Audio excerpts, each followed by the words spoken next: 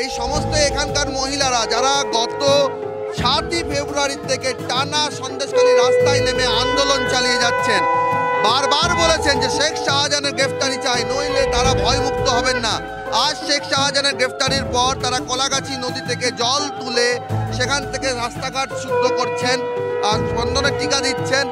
আমরা বহিরাগত না স্থানীয়, আশা করি দিদি নাম্বার 1 না করে সন্দেশখালী দেখে যাও যে কেমন বহিরাগত না স্থানীয়, তবে বুঝবে।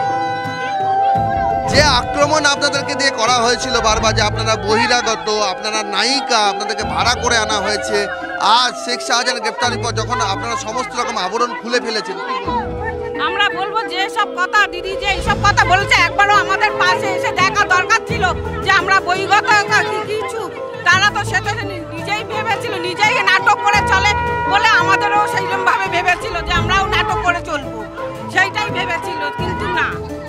আপনারা যখন মিছিল করেছেন, মিছিল করার পর যখন ত্রিমণি বাজারে জমায়েত হয়েছেন, তখনও সন্দেশখালী চৌমাথায় জমায়েত হয়েছেন, সব জায়গায় জমায়েত হওয়ার পর যখন আপনাদেরকে বলা হয়েছে আসলে সন্দেশখালীর মা বোনেরা এই আন্দোলনে নেই, আন্দোলনে আছেন কয়েকজন বহিরাগত যাদেরকে কলকাতা থেকে অন্য জায়গা থেকে ভাড়া করে আনা হয়েছে, আজ শেখ শাহজাহানের গ্রেফতারের পর আপনারা কেউ আর মুখ ঢাকছেন না, কেন? কি বলবেন এটা? আমরা দিদিকে জানাতে চাইছি যে এটাই আমাদের আতঙ্ক ছিল। শেখ শাহজাহান অ্যারেস্ট হওয়ার পরে আমরা সন্দেশখালীর যারা বহিরাগত বলে আমাদের আক্কা দিয়েছিলেন, আমরা আজকে সবাই দিদির সামনে আমাদের মুখ দেখাতে চাইছি। দিদি দেখুন, আমরা আরএসএস নই, আমরা সন্দেশখালীর বাসিন্দা। আমরা এখনো সম্পূর্ণরূপে ভয় মুক্ত হইনি। যতক্ষণ সাজা না ঘোষণা হচ্ছে ততক্ষণ আমরা মোটামুটি ভয় আমাদের মধ্যে কিছু না কিছু থাকবেই। সাজা ঘোষণা হয়ে গেলে আমরা চাইবো সে কঠোর সাজা পাক, সে তার উপযুক্ত সাজা পাক, আমরা সন্দেশখালীবাসী চাইবো।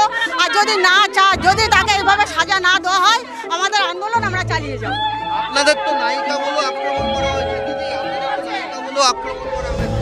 হ্যাঁ, আমরা নায়িকা তো ওই জন্য নাচতে বেরিয়েছি। ওনার মতন দিদি নাম্বার অনেক নায়িকারা কি সংবাদ হয়তো 144 কে 174 বলছে। ওনারা তো শিখানো পড়ানো লিরিক্স বলতে পারে, নিজেদের তো কোনো সাধারণ জ্ঞান নেই। শিক্ষিত এতই যদি শিক্ষিত তাহলে 144 কে 174 বলতো।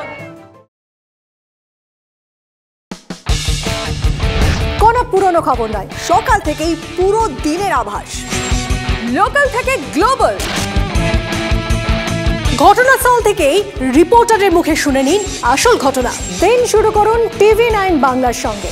সকালে প্রথম ব্রেকিং অ্যাট 7, সকাল 7টায়, সকাল 8টায় দেখুন 8 reporter 8 exclusive. News express at 9 দেখুন সকাল 9টায়। 10 খবর 10 রিপোর্টার অন দ্য স্পট সকাল 10টায়। লোকাল টু গ্লোবাল অ্যাট 11 দেখুন সকাল 11টায়।